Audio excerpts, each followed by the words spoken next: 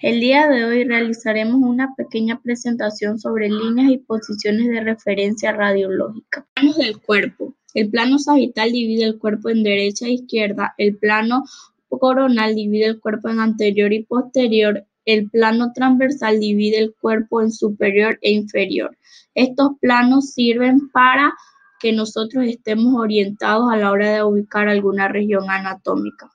Terminologías esenciales: medial, zona más interna; lateral, zona más externa; proximal, zona más cercana al tronco; distal, zona más alejada al tronco; craneal, zona más cercana a la cabeza; caudal, zona más alejada de la cabeza. Bipedestación: el paciente permanecerá de pie y sin moverse durante la prueba. Decúbito: existen tres tipos principales de decúbito: supino, prono y lateral.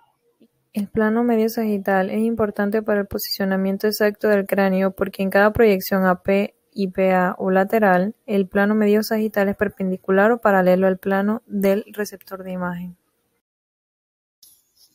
La línea interpupilar conecta las pupilas a los cantos externos de los ojos del paciente. El arco superciliar es el arco óseo que se extiende en la frente directamente encima de cada ojo. El surco supraorbitario se encuentra por encima del arco superciliar. La glabela, área ligeramente elevada y superior a las cejas. El nasion se localiza en la unión entre los dos huesos propios de la nariz y el hueso frontal. El acantion es el punto donde se une la nariz y el labio superior. El ángulo ogonion hace referencia al ángulo posterior inferior a cada lado de la mandíbula o maxilar inferior. El mentón es el área plana triangular que se proyecta hacia adelante en los seres humanos. Las partes de la oreja que pueden utilizarse como marcas de posicionamiento son el pabellón auditivo y el trago, porción menor cartilaginosa que cubre la entrada de la oreja. La unión de los párpados superior e inferior se denominan cantos. El canto interno se encuentra donde los párpados se encuentran cerca de la nariz. La unión más lateral de los párpados se denomina canto externo. El margen superior de la órbita ósea del ojo se denomina margen supraorbitario y el margen inferior margen infraorbitario. Las líneas de referencia del cráneo están formadas por la conexión de determinadas marcas faciales con el punto medio del conducto auditivo externo. La más superior de estas líneas es la línea glabelomeatal, que no es tan exacta como otras líneas, porque la glabela es un área y no un punto específico.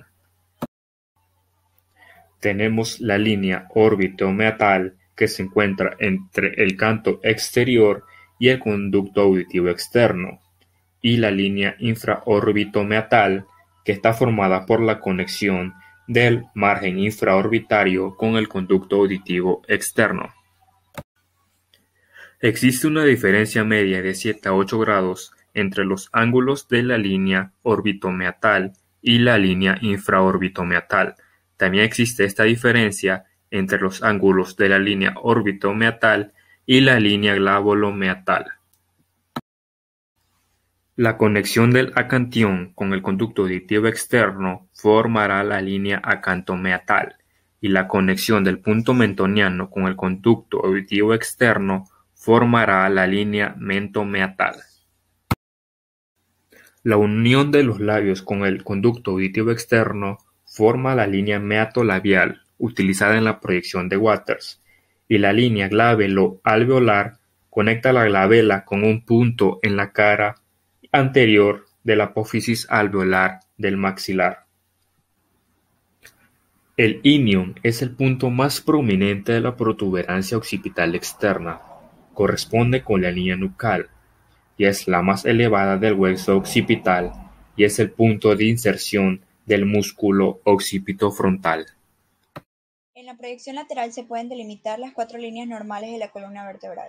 Línea vertebral anterior trazada a lo largo de la cara anterior de los cuerpos vertebrales desde el tubérculo anterior del atlas. Línea vertebral posterior trazada a lo largo de la cara posterior de los cuerpos vertebrales, limita anteriormente el canal espinal. Línea espinolaminar trazada en la base de las apófisis espinosas en su unión con las láminas. Línea espinosa posterior trazada a lo largo del vértice de las apófisis espinosas de las vértebras C2 a C7. Línea clivus odontoides se traza desde la silla turca hasta el vértice de la apófisis odontoides. Línea media posterior trazada a lo largo de la cara posterior de los cuerpos vertebrales, limita anteriormente con el canal espinal y está respecto al plano sagital.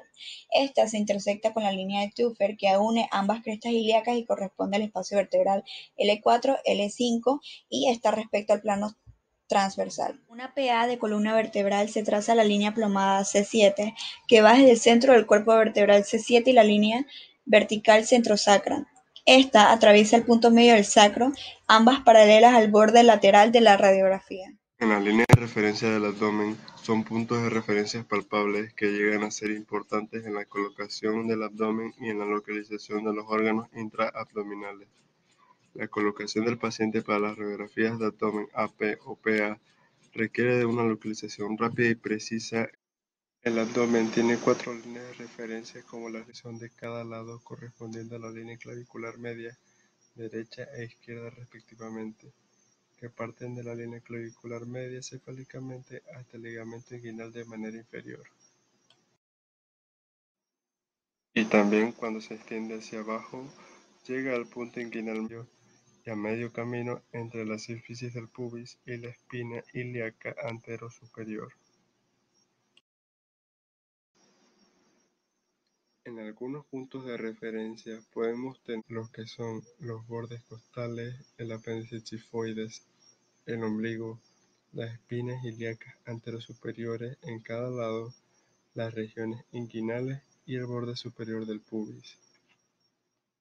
Existen 2 líneas transversales del abdomen.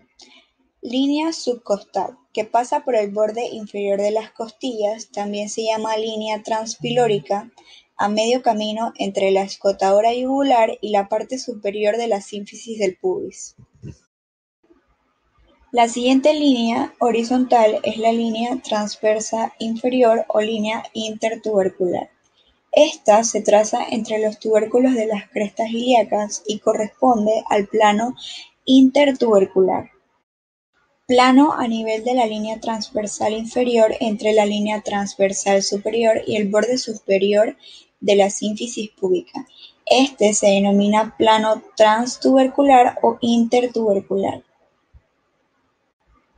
Se denomina de esta forma ya que prácticamente corresponde a la que pasa a través de las tuberosidades ilíacas. Detrás, su plano corta el cuerpo de la quinta vértebra lumbar. A continuación presentamos una radiografía de pelvis con una proyección AP y a su vez un dibujo anatómico del mismo. También podemos observar 2 flechas que señalan la línea de Perkins. Esta es una línea que va acorde al plano parasagital, que pasa tangencial al borde externo del acetábulo y cruza perpendicularmente a la línea de Hilton-Rainer, formando en ella los cuadrantes topográficos de la región. La línea Hilton-Rainer es una línea de forma transversal que va de un cartílago trirradiado a otro. Como podemos ver en la imagen radiográfica, podemos observar la línea con la flecha señalada. La línea de Shenton es una línea ubicada en la parte inferior del plano transversal. Es un arco regular formado por el borde interno del cuello del fémur y el borde superior del agujero obturador. El ángulo acetabular no es nada más que una medida que se debe tener en consideración en evaluar una radiografía de pelvis, ya que debe tener un aproximado de 30.